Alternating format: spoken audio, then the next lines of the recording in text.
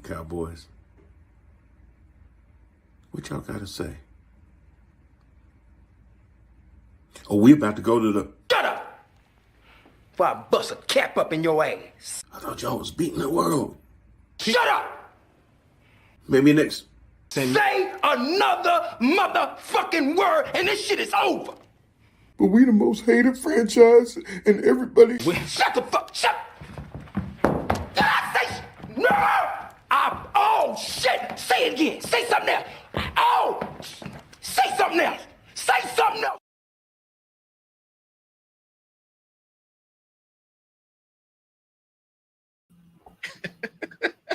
Oh, how about it?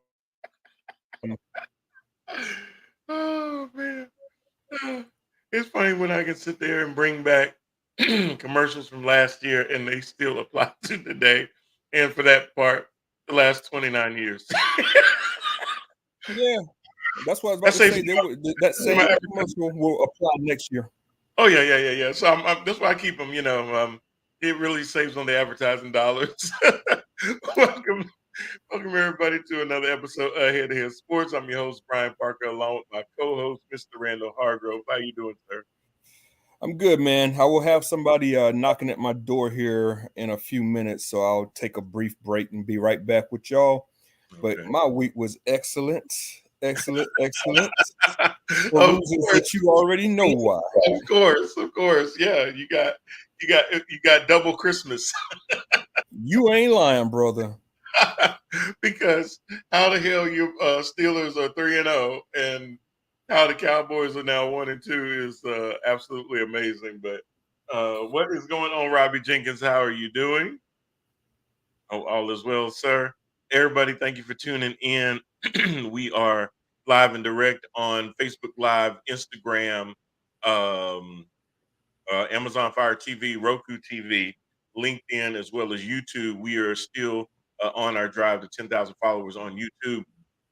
So do all you can. If you haven't already subscribed to the YouTube channel, make sure that you head over to Empower TV on YouTube and like, share, subscribe. Also, make sure that you click on the little bell. It'll let you know anytime any new content has been posted to the channel as well. And yes, sir. As you set up the show, I'm going to take a brief break. Okay.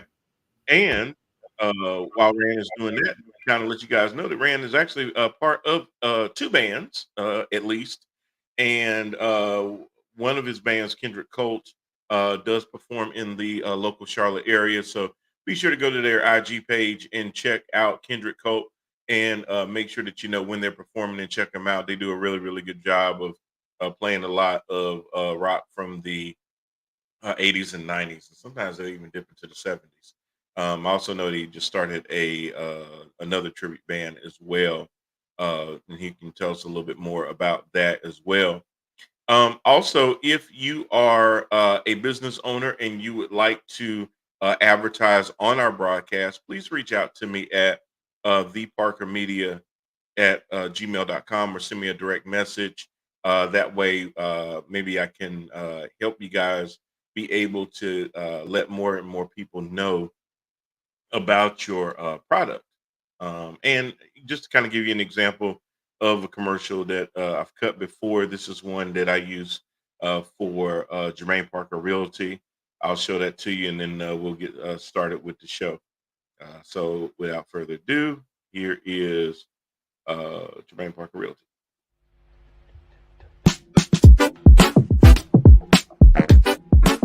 Buying a home is one of the biggest decisions that you'll make.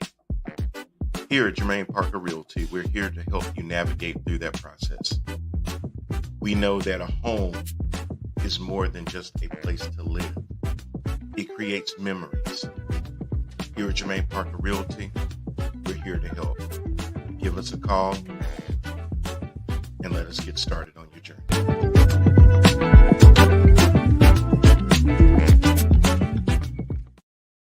And just like that, we'll take care of you guys. So just send me over.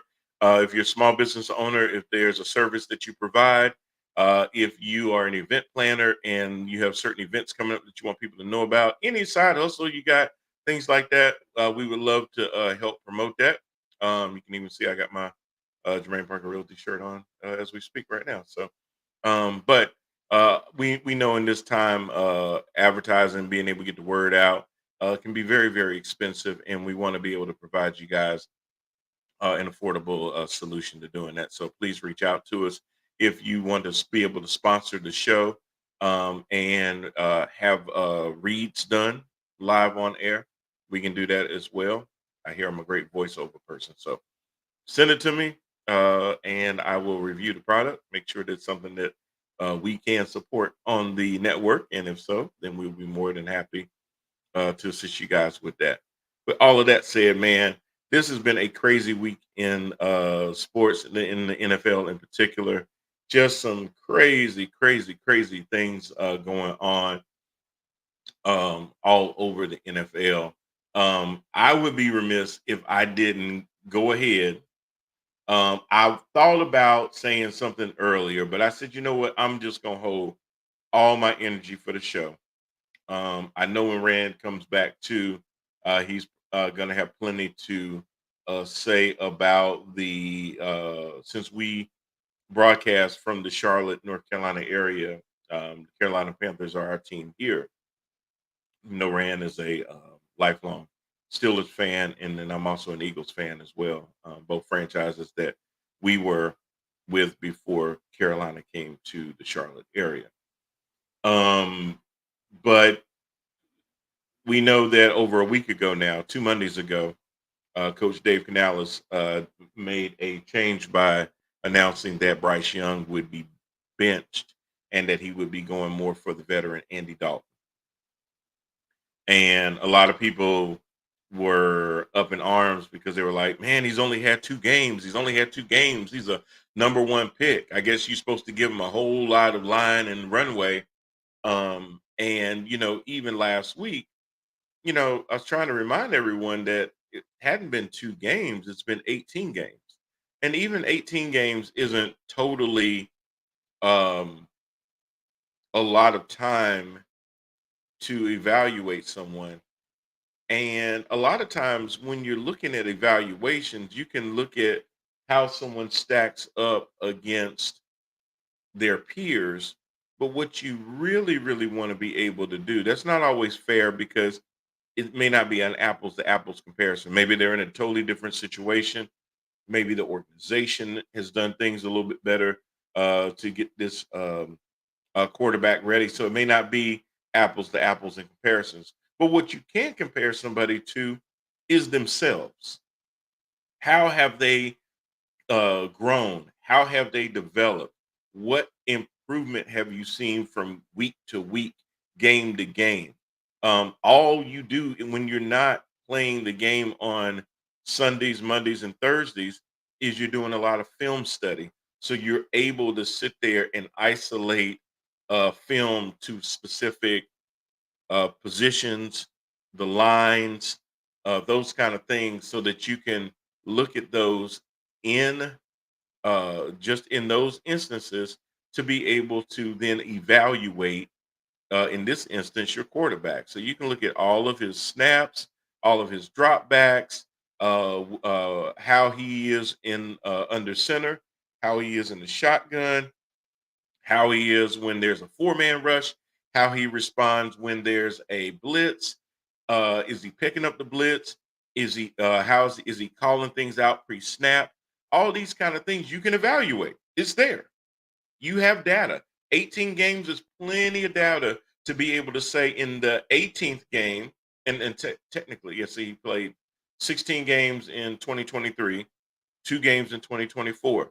If you look at the film from the 18th game and you look at the film sometime mid-year of 2023, are you seeing a difference? Are you seeing a growth? And the reason that that's important is because, yeah, it's 2 games into the regular season. You opted not to barely play him in the preseason, but then you also had OTAs.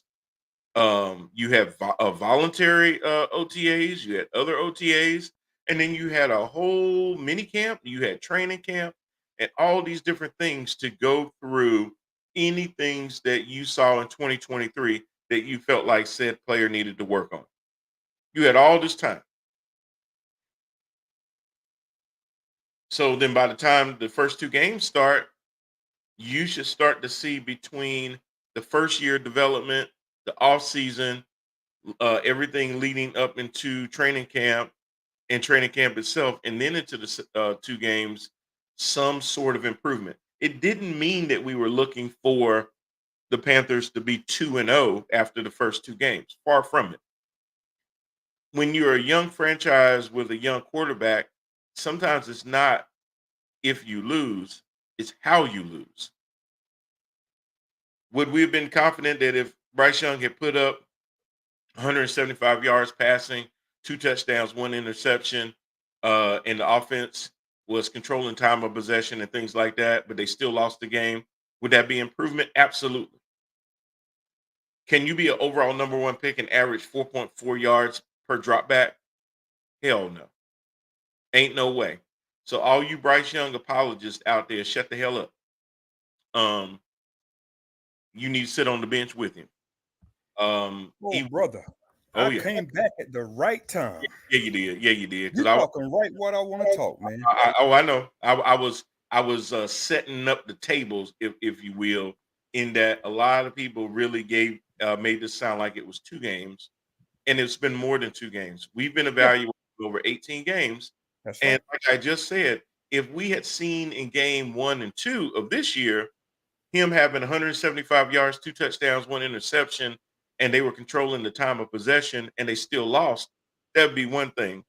But saying that it's acceptable for a number 1 pick to average 4.4 yards per drop back is absolutely ridiculous. It's insane, man. And the thing is, guys,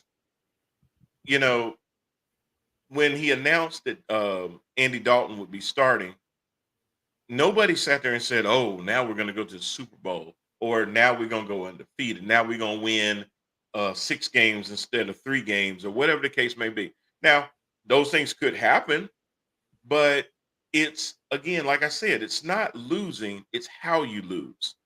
And knowing that Bryce Young would be back under center, you pretty much expected to lose. You knew it was probably going to be terrible. And throughout the game, it was going to get worse. So, Brian, I dropped a little thing in the cooler for those that did not see it. Any cooler boys on right now, I'm going to remind you and refresh your memory right quick. I dropped something in the cooler upon Bryce Young being benched that went a little something like, the Panthers are now more watchable now that Bryce Young has been benched. And I got some laughs. And I got some people disagreeing with me. What do you got to say now? One game in. Andy Dalton throws 3 touchdown passes in the first half. That is more touchdown passes than Bryce Young has thrown in the last 6 games. Okay? For all the Bryce Young apologists, let's start with this. For years and years, well, not years and years, but games upon games, all we heard last year was, he didn't have an offensive line. He didn't have any weapons. Mm-hmm. Well, pretty much the same thing happened this year. Even though we went out and got him an offensive line and got him weapons, people were still trying to blame the Panthers, just saying they didn't have any personnel for him, and pretty much just giving him every excuse in the world instead of just Bryce Young looking in the mirror for what it is, right? Mm-hmm. So Andy Dalton comes in. 1 game pretty much disproves all of that. Same offensive line, same weapons, same running back, and he does way more than what Bryce Young could do. And, for all of those that even said last year that he didn't have this and didn't have that, he's a first overall pick, guys. For him to be a first overall pick, we are expecting him to come in and maybe struggle a little bit, but he still has to show some promise. He still has to show that he could carry a team. Look at what Jaden Daniels did in his first start on Monday Night Football. 23, what was he, 21 out of 23? Something like that. Gets a game won on the road in a hostile environment. What offensive line does he have? What weapons does he have? He has Terry McLaurin, he's a good wide receiver, but he's no superstar in this league. His first game in prime time, and he comes in and does that on the road. And yet, you guys want to sit here and make excuses for Bryce Young at this stage in the game. I got a deaf ear to it at this point. Anybody who wants to argue the point that Bryce ain't got this and Bryce ain't got that, I'll let y'all believe what you want to believe. But he ain't passing my eye test. Not at all. And I was looking for this because I want to bring this up. So last year, Bryce Young didn't have no receivers, didn't have no offensive line. Now, I'm going to take y'all back to memory lane and show you why I'm taking this back to memory lane, Ram. Yeah. So Bryce Young last year had none of these things. It's all the Panthers' fault and everything else. Yep. Let me remind y'all that on September the 24th, almost a year ago yesterday, there was a game played in Seattle. And Bryce Young was not the starting quarterback. Who was? Andy Dalton. Mm-hmm. Now, let me just read something to you that is eerily familiar to what happened on Sunday. Andy Dalton's line, 34 of 58. 58. 361 yards, 2 touchdowns, no interceptions. To the same line, to the same non-receivers that Bryce Young had last year. Yep. Then, when you look at what he did on Sunday, 26 of 38, 319, 3 touchdowns, no interceptions. The same line, the same weapons that Bryce struggled with for the first 2 games of the year. And now it's an improved line. You got more receivers. You got Leggett, you got Mingo, and Deontay Johnson. And none of these guys that I just said seem to be able to get the ball when Bryce Young was behind the center. Nah. So Andy Dalton starts. Now, all of a sudden, you start seeing production from these same guys that Bryce Young could not find through his first games. Now starting to be able to show some production. So now, when you sit there and you look at the Panthers going all the way over to Las Vegas and playing the Raiders, you see Chuba Hubbard. And remember I said this last week. Andy going to start getting the ball to the receivers, and it's even going to help the passing game and the defense, because if they can control the time of possession or keep the chains moving, that'll keep the defense fresh. The running backs will look even better because they won't just stack the box and dare Mighty Mouse to throw. Oh, I don't know. Chuba Hubbard, 21 carries for 114 yards. You look at the receivers. Deontay Johnson, 8 receptions for 122. Chuba, you know what he had in the first 2 games? How much? Deontay Johnson had 5 catches the first 2 games total. And not even 50 yards. Yeah, 8 on Sunday. 8 on Sunday. 8. You had guys like Adam Thielen before he hurt his hamstring, but he caught that touchdown doing it. Have 3 catches, 40 yards. You had Mingo catching balls. You had Leggett catching 2 balls. Miles Sanders caught balls out of the backfield. Andy Dalton had over 7 different receivers. That's right. So y'all can say all you want about Bryce Young and he the number 1 pick. You know, sometimes, you know, he didn't have anything to do with where he got picked, even though he knew he was going to get picked 1 or 2. Jermaine says we're going to the Super Bowl. Robbie says, preach it, guys. Robbie also says a 2-18 record with no positives. The change had to be made. And, you know, I give them credit for going ahead and making that change because we thought the change would be made, but it was going to be a little bit later once it was undeniable that you were seeing what you were seeing.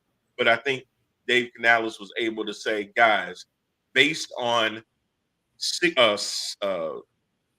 games in 2023, based on minicamp, OTAs, training camp, and now the first 2 games, this dude has not progressed at all. We Yeah. can cover 6 games, but what do we need to see in 6 more games that we have not already seen? And not only that, he was about to lose the locker room, man. Yeah, I You know he's got- about to lose that locker room. And You was a Rand, head coach out there, and you got people, and you demanded these people 100%, trying to get 100% out of them every game. And they're going out there and they're busting their ass and giving 100%. only to know that their And, quarterback is backing them up. You got one guy that ain't able to do his job, and therefore you're losing and losing badly. And other than the center, he's the only guy that touches the ball on every single play. That's right.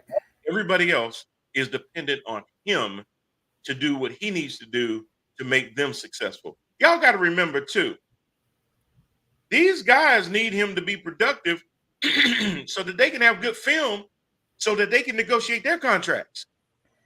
They're dependent on him to be able to get receptions and open up the run game. Excuse me. When you can play complementary football, it helps the offense and it helps the defense. It helps your run game and it helps your passing game. But when teams can sit there and pin their ears back because they know your quarterback cannot throw and push the ball down the field, then you have a one-dimensional game, and you cannot live off of that unless you're the Steelers. But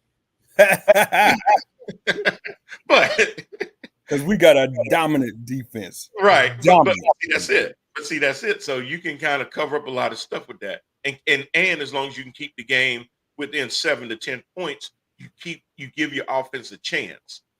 But once you become one-dimensional and your defense isn't that great, and now the league goes from 7 to 13 to 20, you have no chance, because the thing that will get you back in the game is the one thing you can't do. Now you got to air it out, and you can't. You So can't.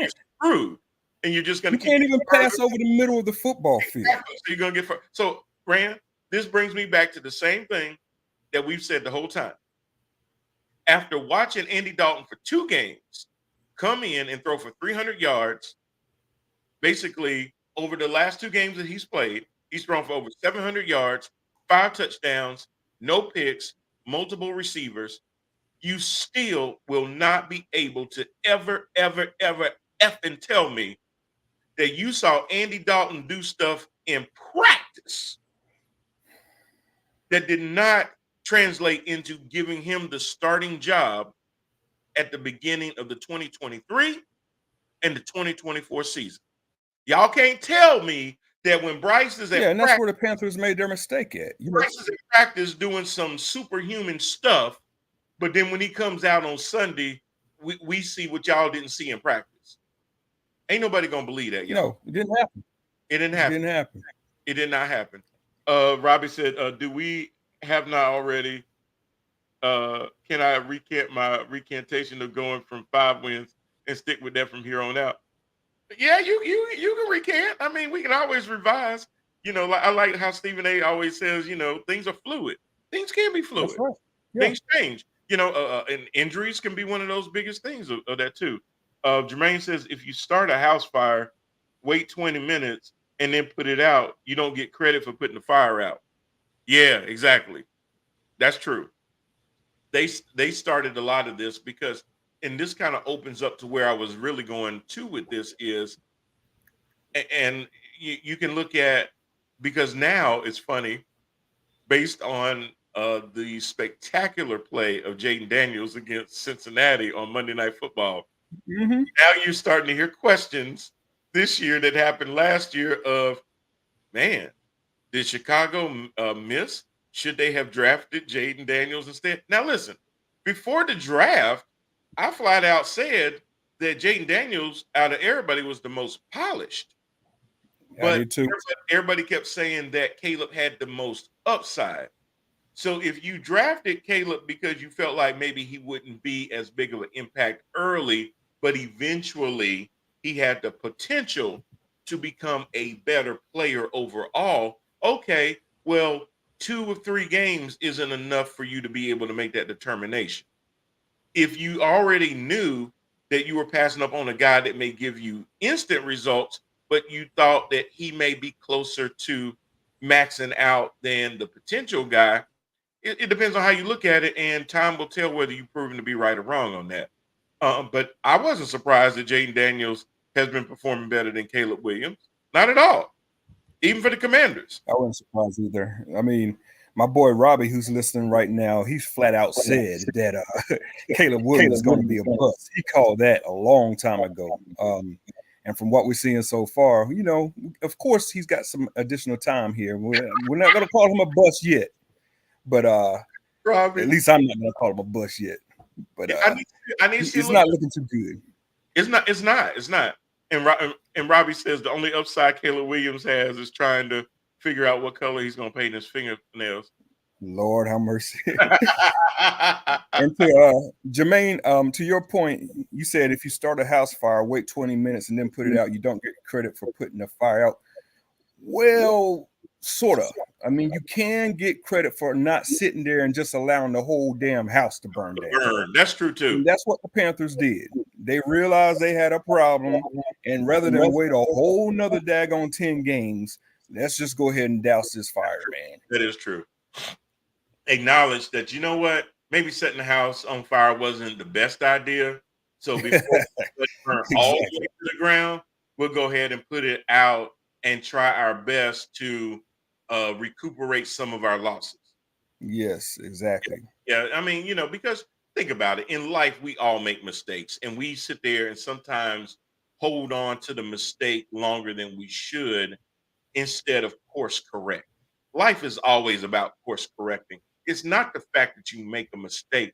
It's how long you willing to double down, triple down on that mistake when it's clearly obvious to anyone looking at it.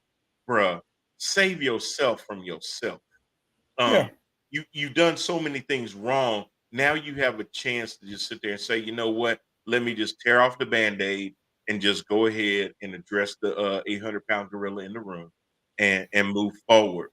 So I do give them some credit for doing that. Obviously, it did work this Sunday. We'll see if it continues that way. You know, some people kept trying to just chalk it up to, oh, it just probably reinvigorated everybody and everybody came out there and just, you know, played outside of themselves. Well, I might be able to say that if they hadn't done the exact same damn thing last year. Yeah. I mean, none of the plays changed. This happens in Seattle again on the road at that. It wasn't like he even did it on a home game to, you know, let him, you know, be at home all week, not have to travel and prepare and everything else. They had to go to the West Coast damn near both times. Yeah. If you go back and look at the games, the first two games of the season, these plays have not changed, guys. It's the same plays. The wide receivers are open over the middle. Bryce was just unable to hit him over the middle, or he was afraid to throw it over the middle. The pocket presence was still there. Once again, for the third straight week in a row, according to Pro Football Focus, the Panthers had the highest graded offensive line in the entire league this week. Now the other two, that's what Max Crosby on the other side. Yep. Now the other two previous weeks they were ranked top 5, but this week they were number 1. So that offensive line has not changed. That talent's been there. The pocket's been there the entire time. We just got a quarterback now that's not afraid to step up in that pocket and deliver throws across the middle. And we got a quarterback now that's not afraid to take a hit. And Derrick Brown is out for the year. Yeah. We got a quarterback now that can recognize a blitz coming at the line of scrimmage and knows how to check out of that. We didn't have that with Bryce Young. We didn't have none of that.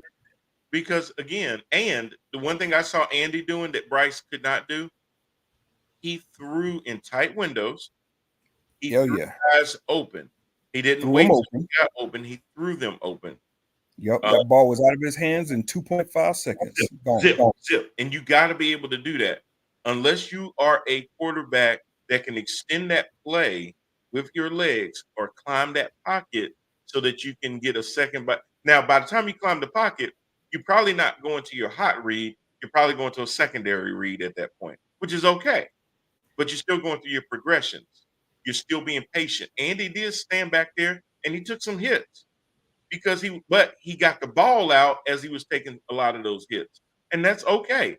Jermaine says, and Jermaine's kind of leading into where I was going with this. We all knew that Young wasn't ready 6 games in. But he I'm just saying, why not sit him last year and get him ready for this year? Could have saved his confidence. Agreed. Agreed. Most people saw he wasn't ready to start in the preseason last year. And then You are Robbie 100% correct. And then Robbie says, I will stand by what I said on Caleb Williams and him being a bust, and Andy Dalton can see over the damn O-line.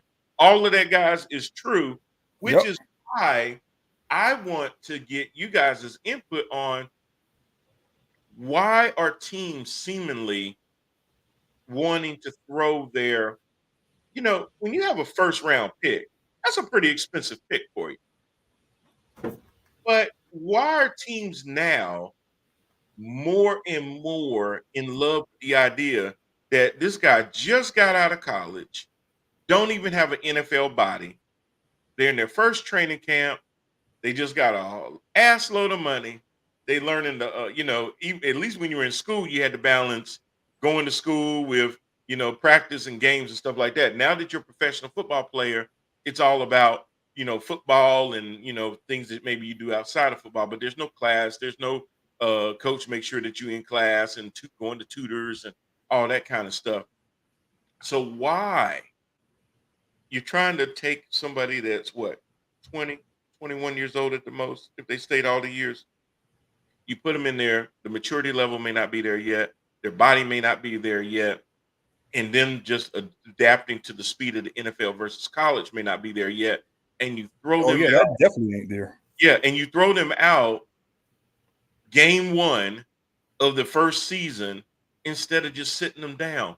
Why the rush to put these guys out? Now, listen, I understand that you can't do a Jordan Love and sit him forever because you need to know by year 3 if this is going to be your guy, because you want to basically be able to sign them or pick up their 5th-year option in year 4. So I understand that you may want to sit there and see what you got. But what you may be doing a lot of times is setting these guys up to fail, as Jermaine alluded to, shaking their confidence too early, and you may not ever get that back. Bryce Young may be able to salvage his career somewhere else, but still may not ever be that guy that came out of Alabama. He may have some PTSD that will last him for quite some time. Now, when you think about it, and the reason I say this, you see these guys, but the ones that seem to do well outside of CJ Stroud last year, but you even see CJ struggling this year. But you see even Joe Burrow. I would argue that Josh Allen this year is probably the best version of Josh Allen. But it's taken years. I would argue even when they played the Raiders, aside from Sunday's game, Gardner Minshew is the best version of Gardner Minshew. Sam Darnold is the best version. Sam Darnold is the best version of Sam Darnold. Baker Mayfield is the best version of Baker Mayfield. Yeah. These things don't transfer immediately after college. I really think that these organizations are falling into the trap of public opinion and public pressure, especially the Carolina Panthers last year. We got the number 1 overall pick in the draft for the first time in history. Oh, man, we got to get him out there. We got to get him out there. The fans are going to want to see Bryce Young. Fans got to see Bryce Young. And who we got behind Bryce Young? Andy Dalton, he's washed up. Nobody going to pay no tickets to see no Andy Dalton. We got to get our bright, shiny new car out there. And I think the Chicago Bears have done the same mistake with Caleb Williams. He's not ready, man. That kid is not ready. But they have nobody behind him as far as a quarterback veteran. He did that on purpose so that he wouldn't feel like he had to keep looking over his shoulder. A mistake, though. Organizational mistake. And, for those people out there that say that the Panthers made an organizational mistake with Bryce Young, I'm not arguing that. I've always said 2 things can be true, though. The organization definitely made mistakes, but like we discussed last week, Bryce Young had his part in the mistake, too. Oh, yeah. Big 2 time. things can be true. Yep, absolutely. Jermaine said, to answer that question, he said, because professional sports, kind of what you were saying, Rand, is about entertainment. Winning helps sell tickets, but franchise players sell merchandise. There you go. Get that brand started so fans stay engaged. look at the Cowboys, not like they're winning playoff games. They entertain all season and fans stay engaged. I do get the business side of that, and that is true. That was like when they sat there and their last ditch effort, they brought back Cam Newton because they knew the team already sucked, but they knew everybody had this affinity for Cam. So we're just going to bring Cam back and use him as a way to keep our seats filled without us having to bring the tickets down to $18. Yeah. So they used him for his affinity with the fans, not really for his ability to get them over the hump in any kind of meaningful way.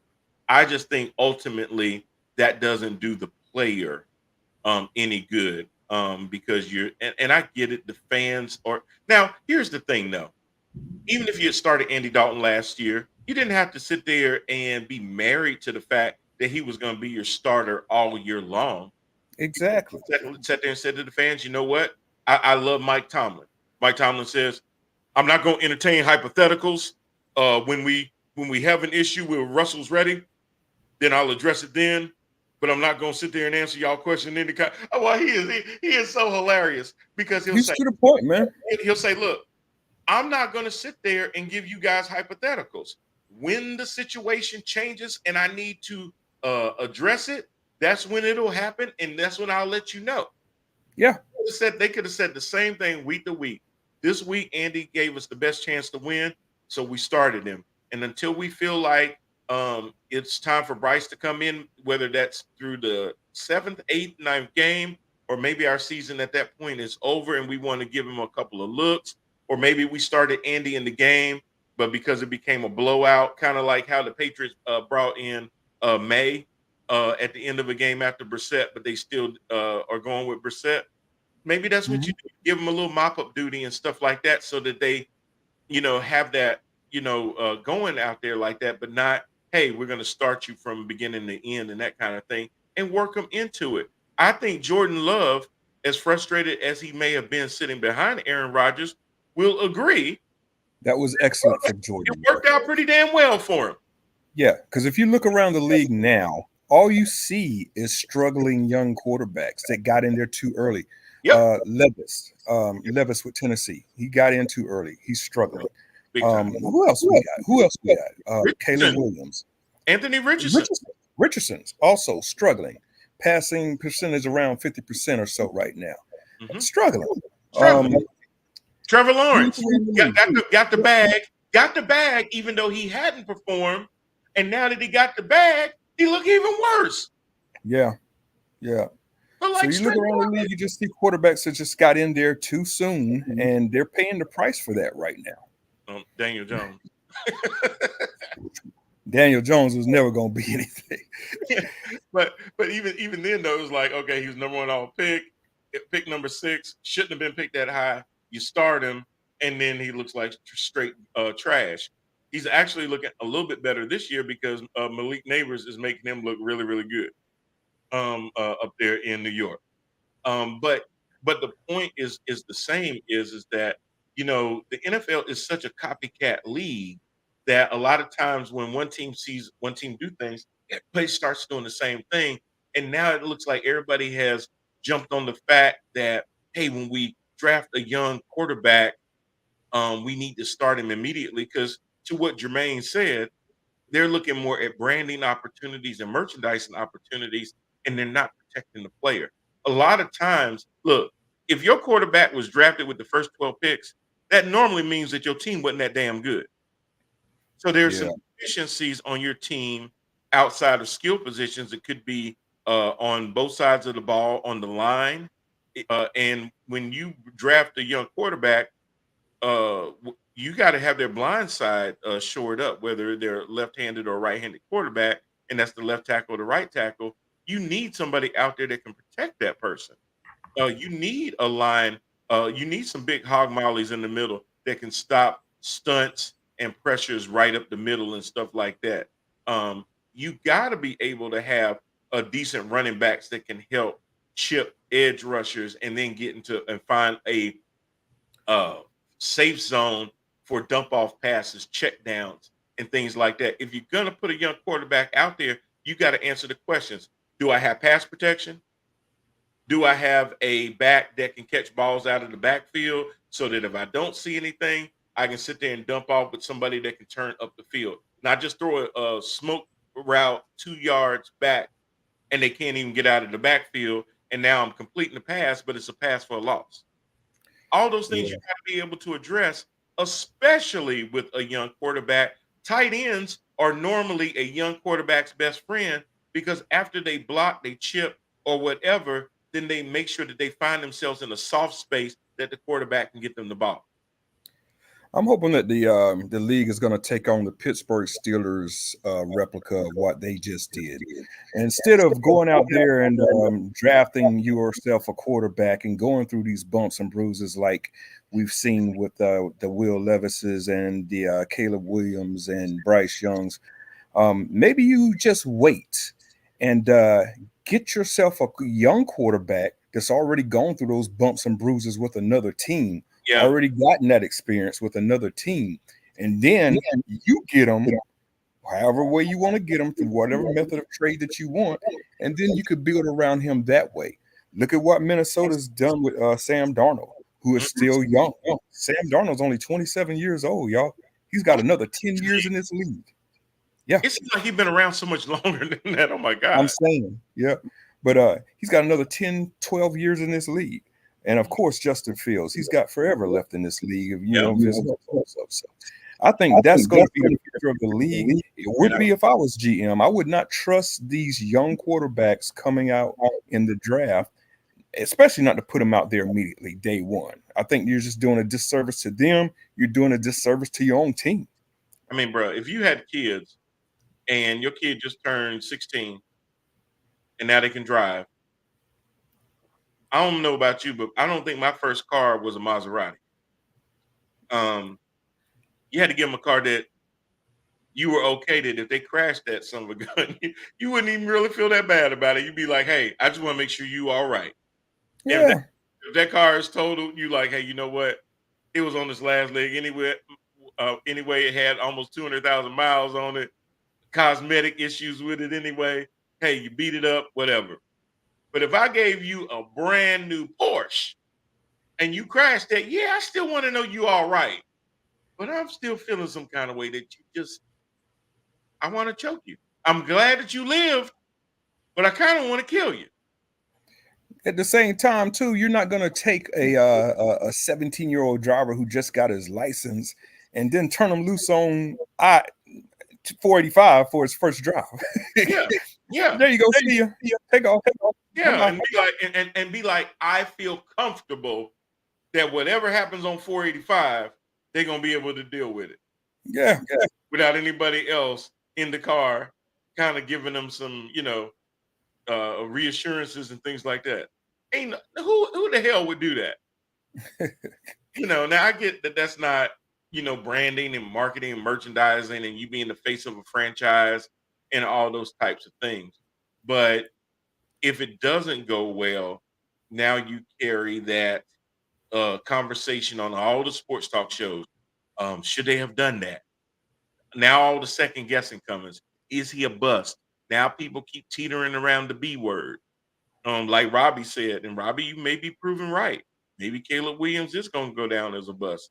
I'll give him credit, even though they lost that game the other day. He put up some hella numbers. It's just, but you can tell he's not ready to take over that team. He did put up some hella numbers, though. I'll give him credit for that. In the game that they just played against the Colts, they only scored 16 points. They only scored 16 points. He goes 33 of 52. That's a lot of passes for a rookie. 363 yards, 2 touchdowns, but 2 picks. That's a lot of yards for a rookie, and a lot of pass attempts for a rookie. They still got some problems with that offensive line, and they still got some problems running the ball, man. Things that Justin Fields had, but the problem is that they wasted the first 2 years of Justin, knowing that if they couldn't decide on if they were going to re-sign him, he was going to go from his rookie deal to his next deal, which what you paid him in his rookie deal is what he would make more than that per year in his new deal. Yeah, and if you weren't ready to take that financial leap, then you almost have to reset, kind of like the Jets did when they got rid of Sam Darnold. Then they went to Zach because basically they knew that they were not comfortable picking up the option on Sam Darnold. So they said, you know what? Let's kind of reset, get a younger guy in, start him on his rookie salary. And that's how that worked. Hey, y'all got to remember, Jalen Hurts didn't start his first year. And he did okay after that by going a little bit further. What's wrong with Anthony Richardson? Where was the hype at? Anthony, thanks for joining. The hype with Anthony Richardson, I believe, was his potential and his raw talent. They looked at him second coming of Cam Newton. They sure did. It's big that if he takes off and uses his God-given abilities to run, the defensive backs, we're going to have to make a business decision that, hey, wait a minute. I don't have an absolute cannon for a right arm. Yes. That, hey, if this dude comes at me with a head full of steam, I don't even tackle running backs that damn big. Being that dual threat and everything else, if we could get him more polished in the pocket, this guy will be hell on earth trying to stop, because if you force him out of the pocket and make him run, he's going to make you pay. If you leave him in the pocket and don't bring up enough pressure in the middle, he's going to make you pay with that arm. So it was a lot of potential. He wasn't polished at all. But then his season was ended shortly last year because of all that running. And I don't know how much fully participant he was in the offseason through, but it seems like you kind of almost have to look at it as this is season 1, part 2 for him, because he didn't get to complete his first season. So his bumps and bruises, I kind of understand, because he hadn't played a full season. He only got 5 games in the last year, and then he was out. So this is in essence his rookie season, right? Right. Here. Exactly. So I can kind of understand that, even though I think he would have benefited more from sitting behind a veteran, so that he could kind of see some of the nuances of the game, and you could still work with him on his footwork and things like that, because a lot of these interceptions are the result of bad mechanics, not going through reads, not realizing that these safeties are sitting on receivers, whether you can see them or not. They are sitting on them, waiting for that quarterback to commit with their eyes the direction that they're going in. And these defensive backs are faster. You know, you may have played a few colleges in your college career that had some really fast cornerbacks. Now these teams have multiple guys on their teams that have that close-in speed, that have those angles that they can pursue. So you have to look out for more than just that one guy on the opposing team's defense that could really come up with a sudden change and things like that. Now they're all over the field. And I've heard that from several players in the league. You know, you're a quarterback in college and you're looking across from a defense, you're looking at, oh, that number 53 right there, that dude's powerful. He's coming across the edge. I got to watch him. And I got to watch that safety back there, number 22. That dude's fast. But when you get to the NFL, they're all fast. They're all powerful. So that's the difference. Robbie says, the great Michael Jordan once stated, hopefully it's not the ceiling, it's the roof, once stated about players of their era got paid on their ability in, day out. And now he also stated that these new players coming in are getting multi-million-dollar contracts based on their potential. It is showing just as strong in the NFL like it was in the NBA. Oh, absolutely. Back in the NBA, man, you had to prove you was worth that money. You basically got paid for what you already did. By the time you started getting them second and third contracts, basically they were paying you off for what you'd already given them. Now they look at you, they look at your metrics, and they go through the analytics, and they say, this guy is projected to do this and this and this.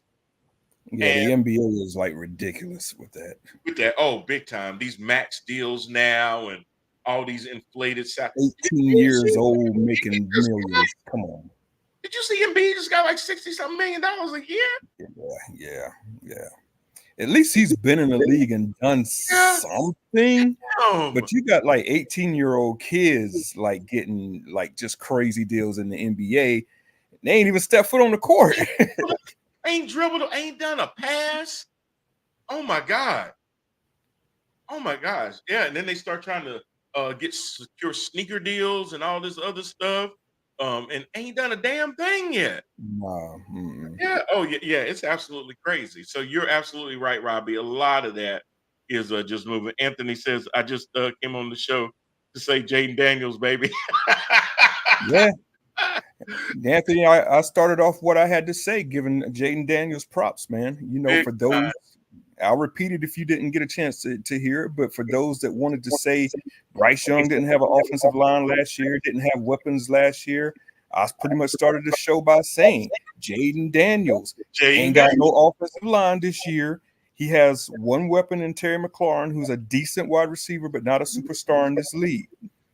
What's the difference? What is the difference? And let me reiterate the line on Jaden Daniels against the Cincinnati Bungles on Monday. 21 of 23. Insane. 254 yards, 2 touchdowns, no interceptions on Monday Night Football. Then he also ran the ball 12 times for 39 yards, and he ran for a score. So he's responsible for 3 touchdowns.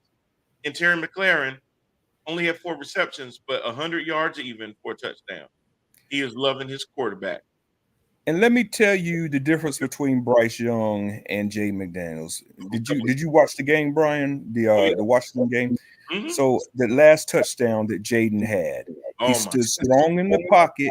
You had a blitz to the daggone right side that busted him dead in his chops as he was releasing the ball.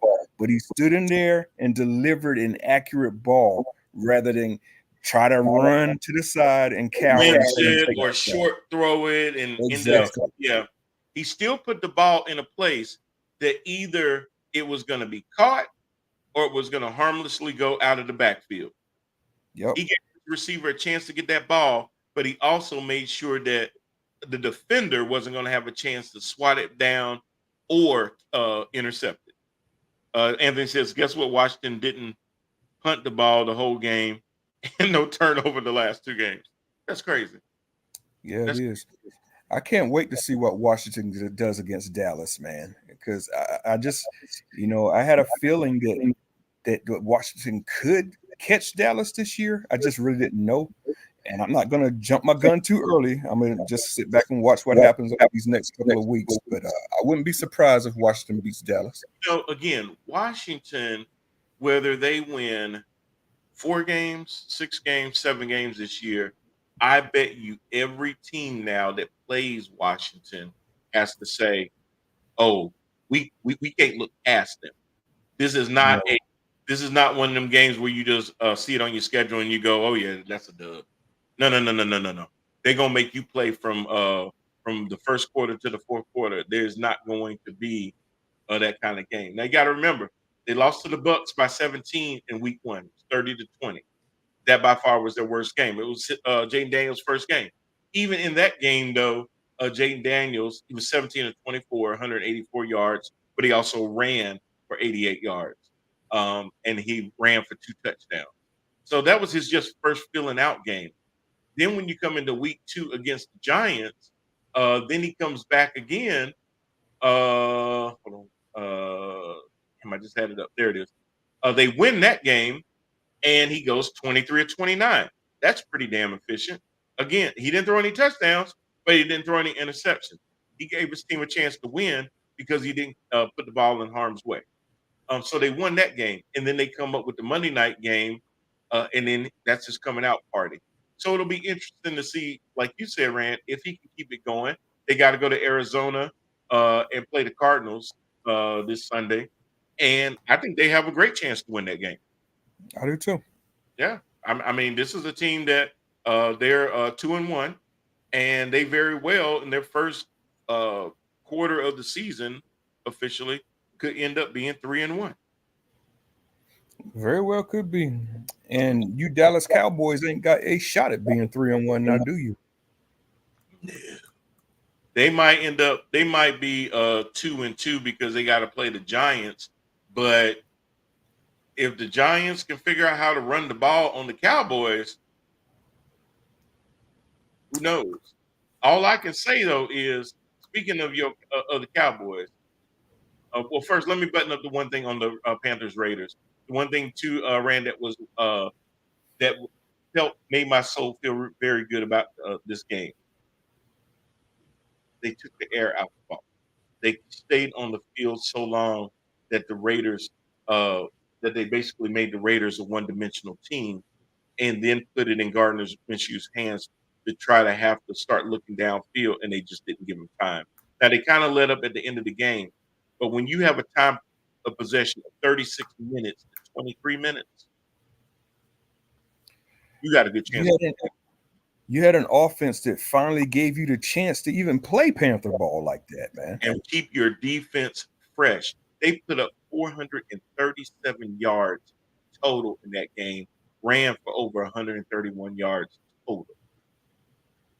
Yeah, it was awesome just sitting there watching that. Yeah. You know, I kind of said, like, is this real? It's like I hadn't seen it in so long, Brian, that like just big explosive plays from the Panthers. I'm just like, wow, did that just really occur? Is this really happening? Passes he was throwing down the middle, and Leggett was getting to it. Mingo, Tommy Tremble was catching balls again. I was like, and Anthony, you, amen, brother. And I got mad because I said to you on the last show, I don't know why they keep sitting there trying to retread Miles Sanders.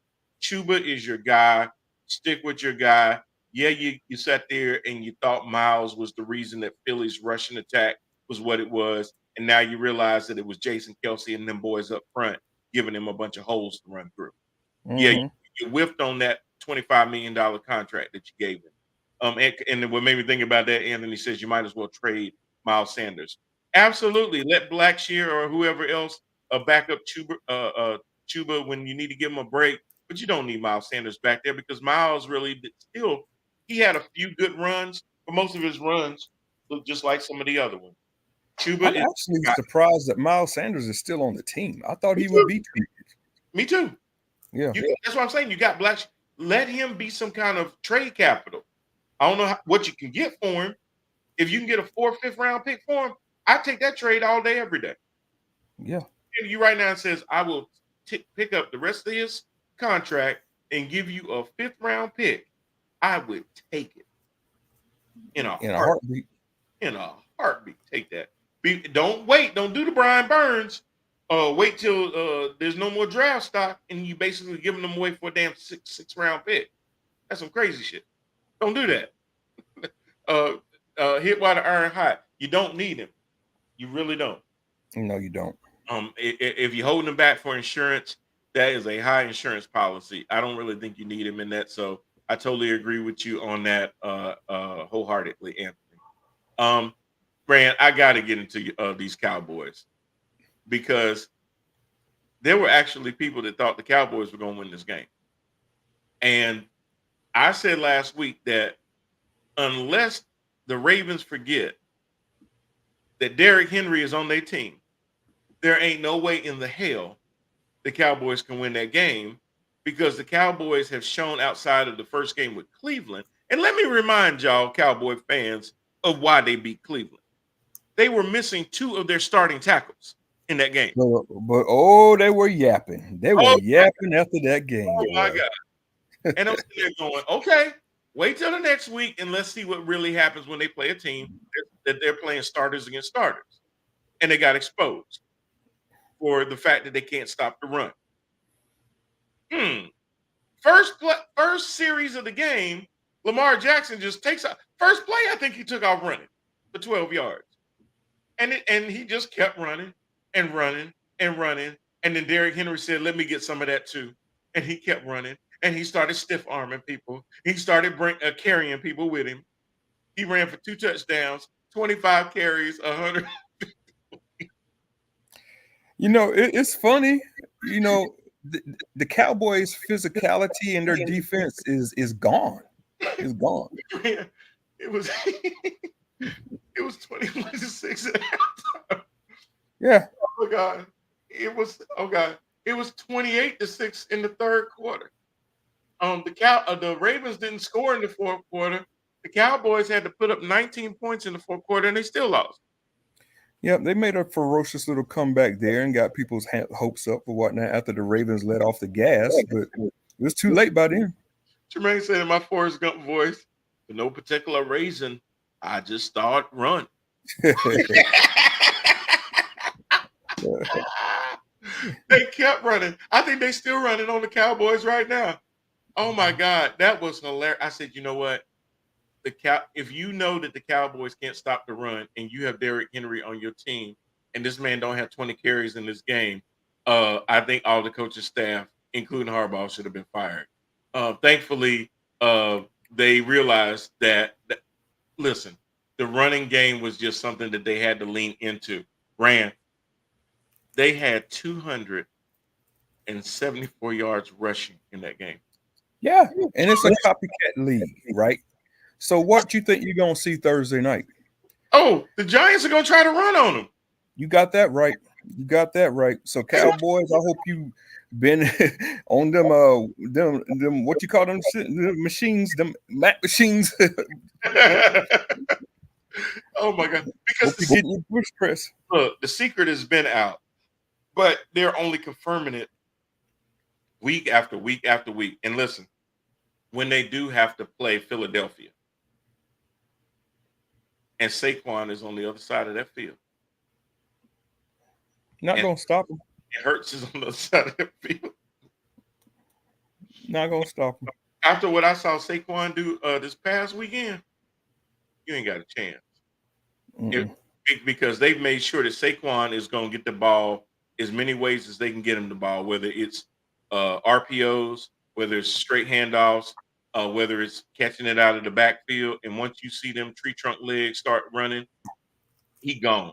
I saw him do his old Saquon move where he cut to the left, cut back to the right, found a seam, and was gone. Just gone. The Cowboys, and I seen Micah Parsons get left behind on a lot of plays like that in this past game with the Ravens where they did a little misdirection. Micah took the bait, went one way, and they ran it the other way, and he had no way of getting back in the play. He was behind the play the entire time. So, Cowboys, y'all going to have a hard time at this. Robbie says Derrick Henry, a.k.a. Captain Stiff Arm, and some disrespectful ones too. Oh God, all his stiff arms are disrespectful. All of them. When you see Derrick Henry coming towards you, you need to make a business decision. Yeah. Y'all remember like when Michael Jordan would be running on a fast break, and you trying to run with Mike, and you know Mike about to take off and dunk it, and you kept saying, you know what, I don't want to be in this post. You know how you get that idea, like I don't want that camera guy sitting up under the rim to catch me with Michael's balls in my face. You could just hear you jump with Michael Jordan, you could just automatically start hearing the music. Well, if I could be like Mike, you start hearing the music. You know what's coming. You're gonna be on the next Gatorade commercial. Yeah, you know what's coming. So you know, don't do that to yourself. Don't do it.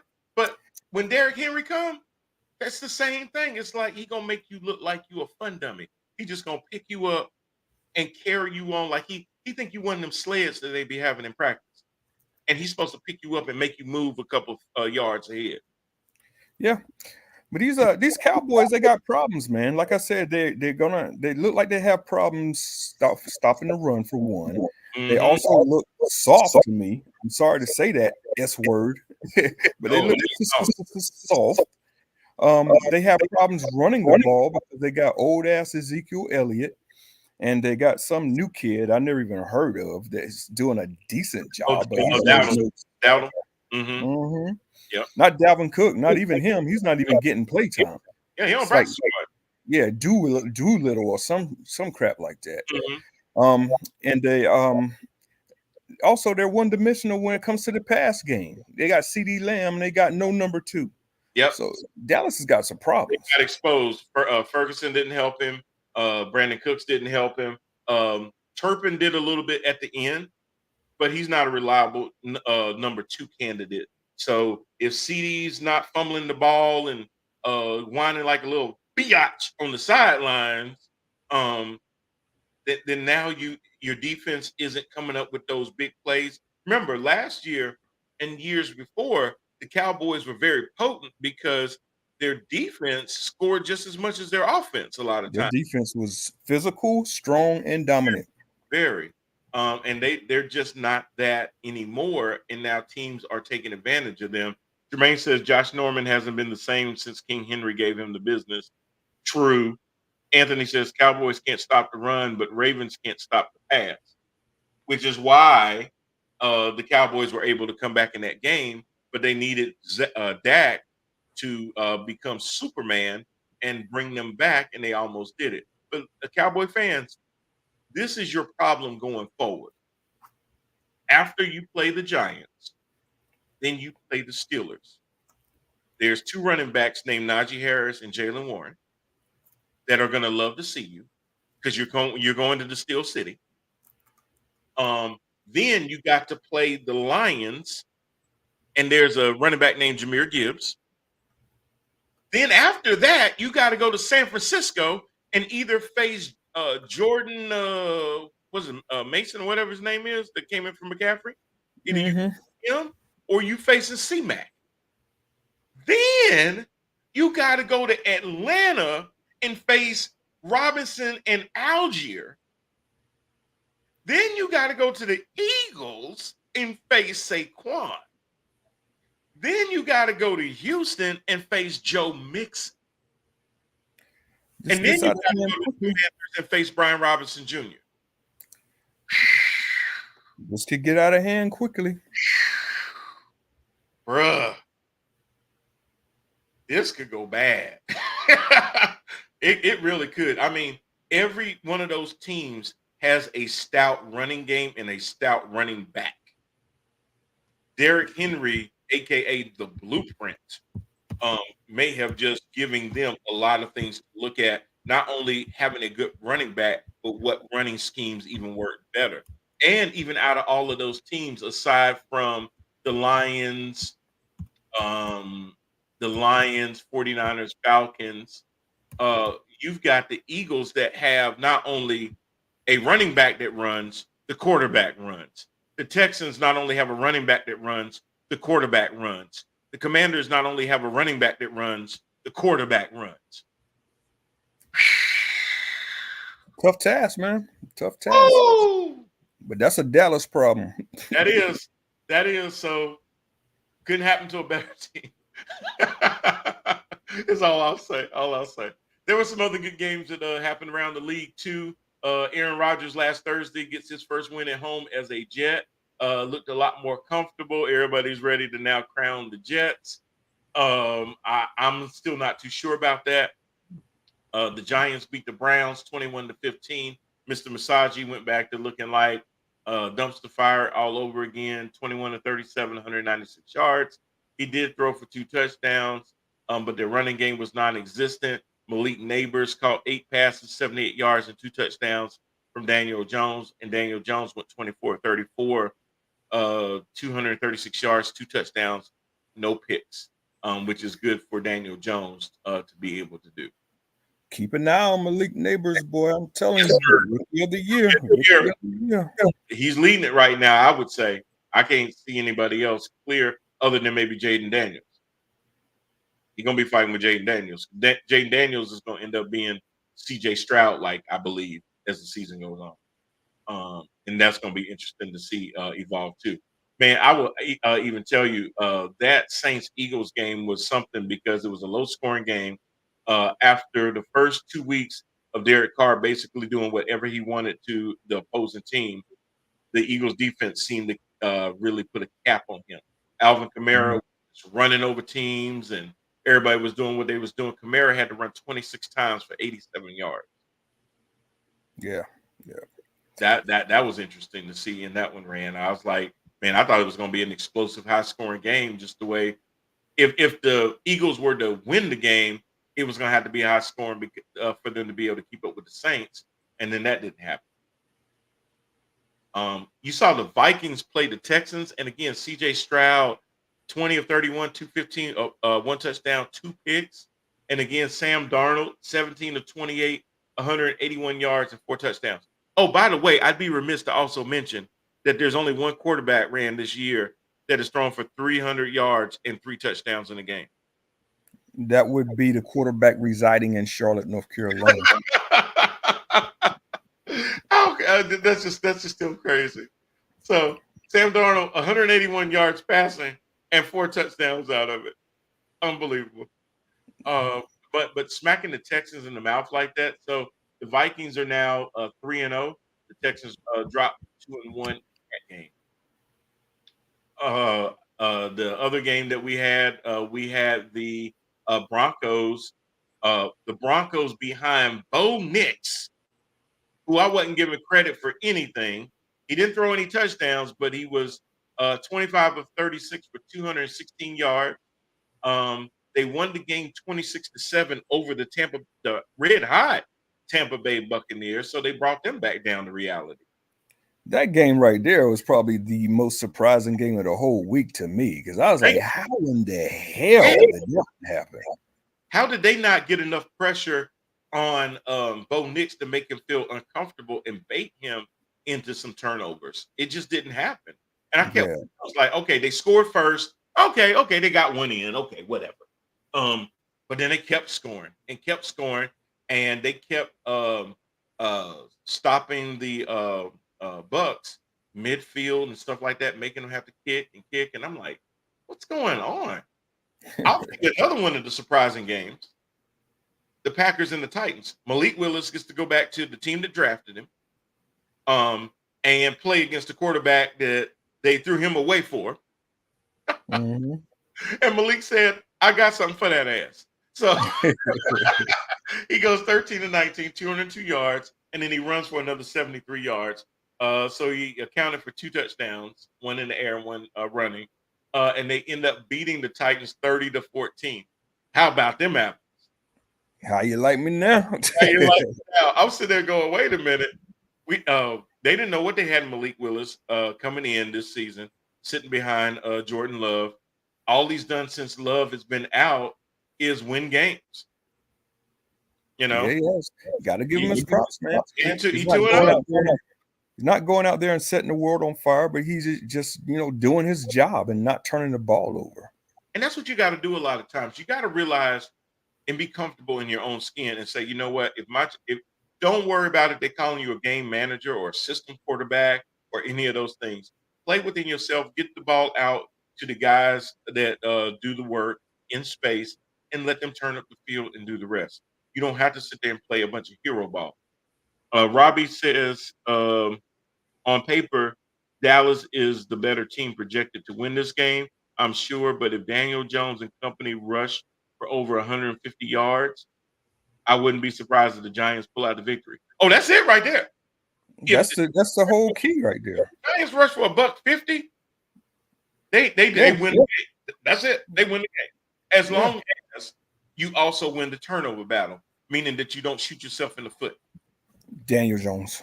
Yeah, as long as there's no fumbles, untimely interceptions, particularly pick sixes, and you play a good field position game and you somewhat manage time of possession, because as long as Dak has to sit on the sidelines, he can't help his team. So if you're moving the chains and you're just eating up that clock, and here's the other thing with the Cowboys. The Cowboys last year used to jump on people. They made you play from behind. Mm-hmm. They can't play from behind. They're a team built to have a lead and then sit on that lead and then make your offense do things they're not comfortable doing and let that opportunistic defense then come in and then close it out. They can't do that anymore. If they can't get an early lead, they're dead. That's the secret of the Cowboys. They play better with the lead. Don't give them a lead, they bleed. You're not going to match your physicality either. They won't. And we've known for a while that when you smack them in the mouth, they normally don't smack back, because the 49ers have done that over the last several years to them. When they go to San Fran, and them boys would just sit there and punch him in the mouth. Joey Bosa, Fred Warner, and them boys, they start hitting them. They just lay down. I'm just like, wow. They make them subservient. And Anthony says, where's that overrated Micah Parsons at? Ain't doing nothing. You know why you can't stop the run? Yeah, I'm not hearing his name much this year. I'm not seeing the highlights this year. You know, where is he? I'm not here for Micah Parsons is after the game talking about people need to stop being Superman. People need to start being more accountable and this and that and the other. And I'm sitting there thinking, well, Negro, you need to look at yourself first. Yeah. That's what you do. Yeah. He said, Robbie says Chris Formont will be talking smack. He's a Giants fan. Yeah. And then Jermaine says Trent Dilfer was assistant quarterback. No shame in just doing your job. It really is. You know, hey, his ring looked just the same as the one that Ray Lewis got. Sure does. It looked the same to me. So, you know, hey, Trent say, y'all can always call me assistant quarterback, but I got some. Hey, Cowboys. Trent can always say that. You know, that was in 2000. That was still 4 years after the Cowboys won their last one. So, absolutely. We had some other games, too, that were pretty interesting. The 49ers and the Rams. The Rams showed a lot of onions of steel to come back in that game. It looked like the 49ers had finally pulled away, and the Rams ended up scoring 13 points in the fourth quarter to come back and win that game 24-27. If you know about this game, both sides are missing key players. 49ers keep losing guys. McCaffrey, Debo, Kittles didn't play in that game, so they were already down. Stafford doesn't have Cooper Kupp, doesn't have Puka. I mean, so they're all down in different ways and stuff. So, number one, scoring 27 points, hey, way to go for a struggling offense.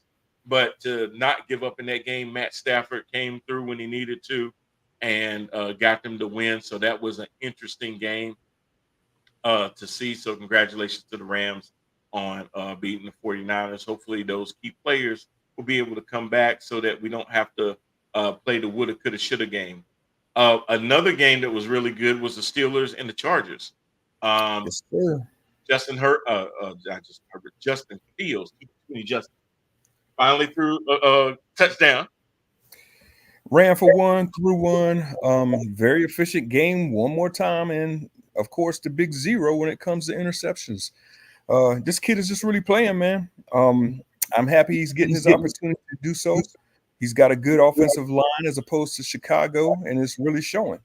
For all of those out there that continue to pick the Steelers coming in last place in the North, it don't freaking happen, baby. And you know what? You know what? I was one of those just because I just said, you know what? I expect the Ravens to be a decent regular season team. I thought the Doo-Doos were really going to build off of what apparently Joe Flacco left them, that Mr. Masagi is not. So I overrated the Browns. I overrated the Bengals, even though the Bengals didn't do anything and they lost Tyler Boyd over the offseason to the Titans.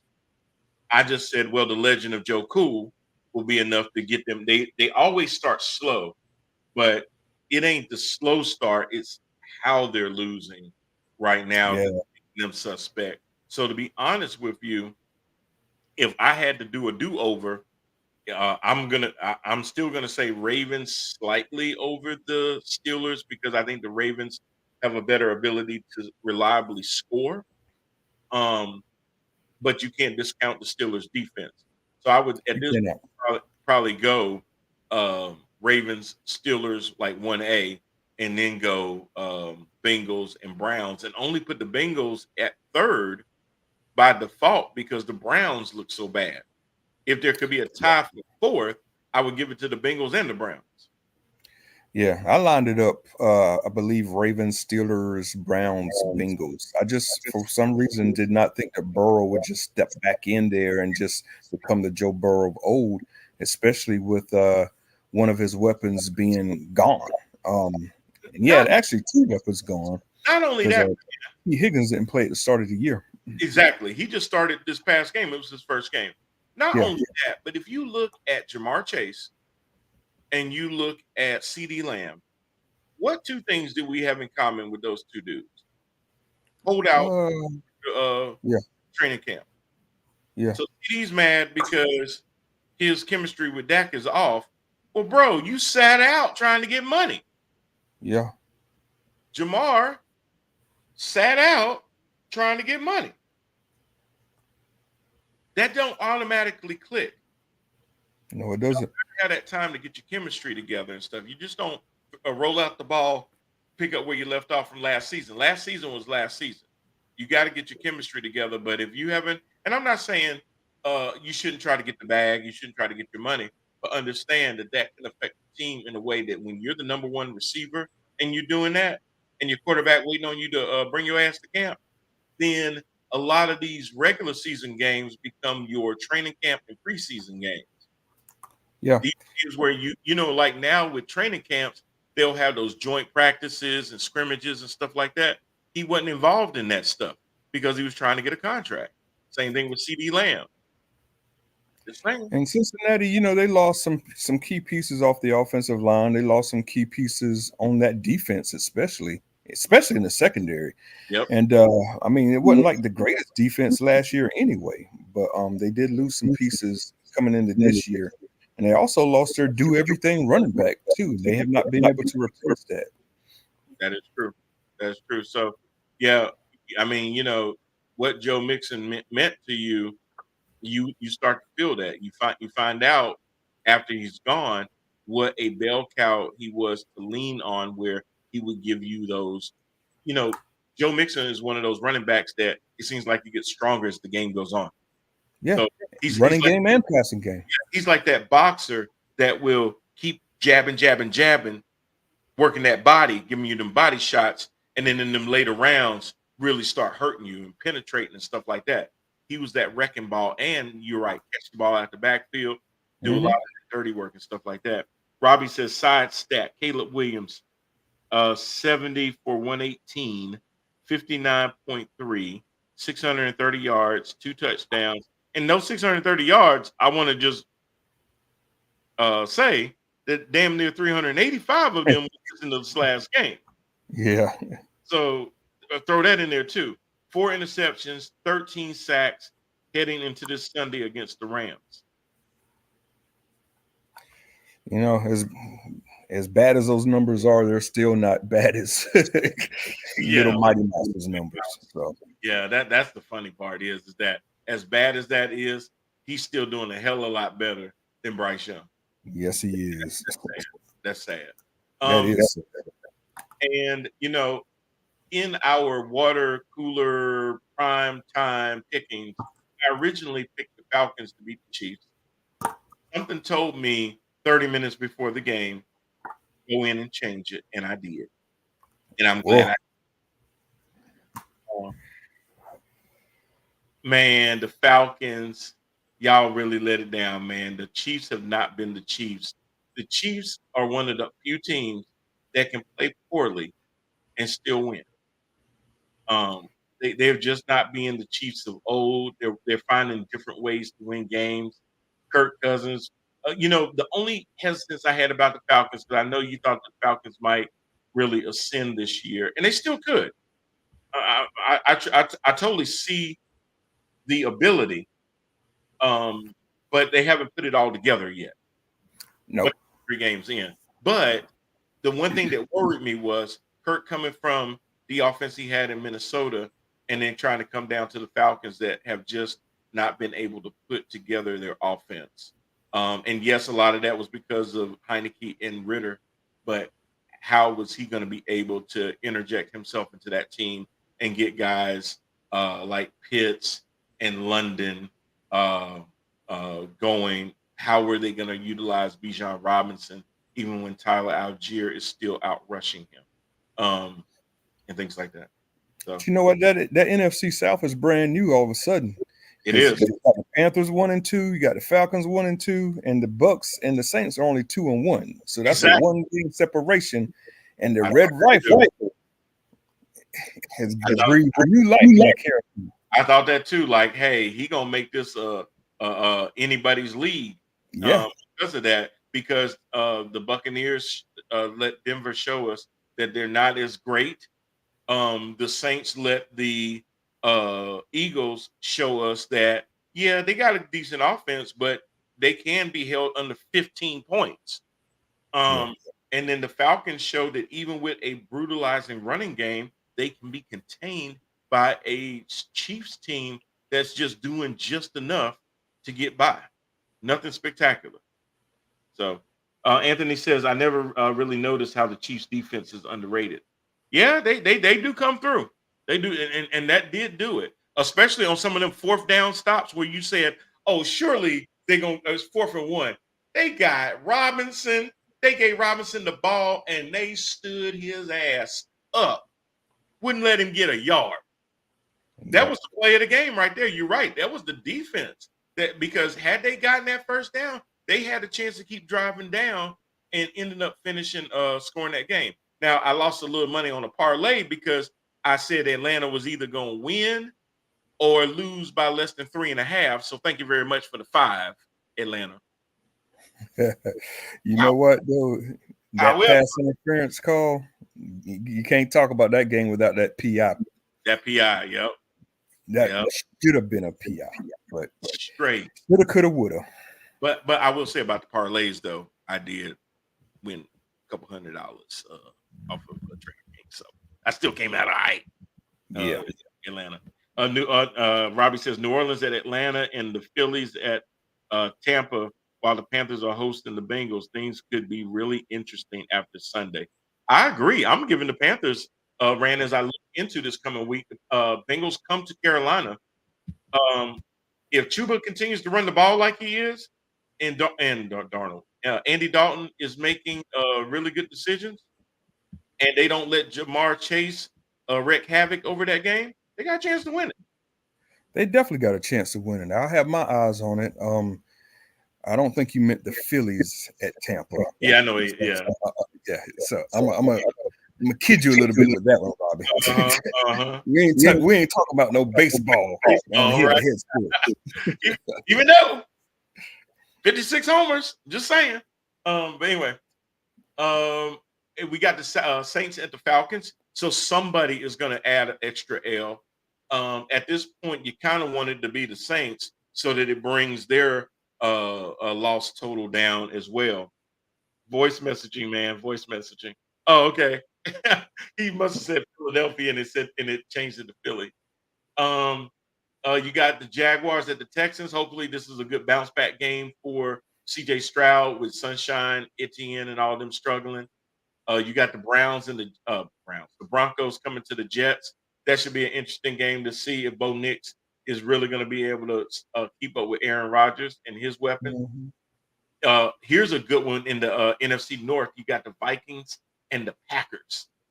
Can Sam Darnold keep his magic going? Jordan Love may play in this game. Will it be enough? It is in Green Bay. That is going to be a strong game. The Steelers have to travel to Indianapolis to face the Colts. I think that between Hayward and Watt, Anthony Richardson is going to be introduced to the AFC North like none other. You got that right, man. If they can plug up that hole and stop Jonathan Taylor from wrecking a whole lot of damage, the Steelers should win that game by at least a touchdown. Start your Steelers defense if you got them in fantasy. And I do, and I have. And you got the Rams at the Bears. Even without the weapons that the Rams have, I have more faith in Matthew Stafford right now than I would in Caleb Williams. So I'm gonna have to give that one to the Rams. You got the Eagles at the Bucks. I'm gonna have to give it to the Eagles right now. The Bucks seem like that Eagles defense may make life a little hard on Baker Mayfield if they can get enough pressure up the middle on him. Agreed. And yeah. You got the Patriots going all the way over to the left coast to face the 49ers. The 49ers, Jacoby Brissett, they're pissed off because they lost last week. And Jordan Mason is going to be running the ball, so I don't think so. Anybody that's got 49ers defense, start them. Start them. You got the Commanders going to Arizona to face the Cardinals. Again, it's going to be 2 running quarterbacks, but I like Jaden Daniels, even though Kyler Murray and Marvin Harrison Jr. got some chemistry going already early in this season. So as much as I don't like Arizona, they are at home. They should at least be a 3-point favorite. I don't know what the line is on that game, but they should be. The Chiefs have to go to L.A. to face the Chargers. I'm going to have to give it to the Chiefs only because the Chargers are a little depleted. Herbert had to lead the game again because of the high ankle sprain. So if he can't go, it is going to be one Eason Stick. Starting W for Kansas City. Say Stick. Then you got the Doo-Doos going to the Raiders. The Raiders are probably pissed off, but they will be offering massages after the game so that the Browns. You got Bills going to the Ravens. This is going to be an interesting game. It's the game of the week. That's the game of the week right there because Josh Allen played out his damn mind. Cook is showing that he is no pushover. I'm gonna give it to the Bills. I don't even know which way to lean yet. I got to do some more homework. I mean, I want to give it to the Bills, but then I don't know what Derrick Henry gonna do to that Bills line. So yeah, it is a push. I tell you what, I'm not betting on that game at all. Hell no. Robbie says Arizona is a 3-point favorite. Okay, well, that makes sense, and that basically means it's a toss-up. They're just giving them the 3 because it's a home game.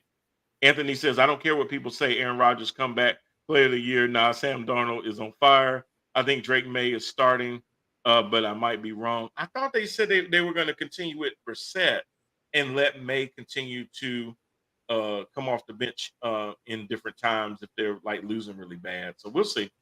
Then you got Titans at the Dolphins. Dolphins are a mess. Titans should be able to win that game long as Will Levis stop trying to throw the ball from his knees. And then the last one is you got the Seahawks and the Lions. I'm just going to take the Lions. They're at home. They know how to break some kneecaps. So I think they're going to do that. That's going to be, again, a doubleheader Monday Night Football game. I think they were expecting Tua for that. So they need to just eject that game, play it on Sunday, and not painfully make us watch that crap on Monday night. So I'm glad we have a Monday night option because I will not be watching that one. Yeah, I'm glad we got 2 because I watched the Lions and the Seahawks, but I'm not watching that other mess. I know we went over a lot, but we covered a lot. Had to get the Carolina Panthers first win off our chest, so I know that took a little bit of time too. Just a programming note, we will be out next week. I'll be in Connecticut at the Mohegan Sun for a work conference, so I'll just be flying back that day. Won't have time to be able to do the show and everything, but we will be back for the second week. I might post a recap clip and put it on YouTube the next day, so look out for that if I do that, and you can always put your comments on that as well, and then we'll catch up the following week. Rand, we will see you again in 2 weeks, my man. Thank y'all for joining us for another week of Head to Head Sports. Y'all stay safe out there. And remember, responsible gambling. Don't ever bet more than you're willing to lose. And we'll see y'all again next week. Peace.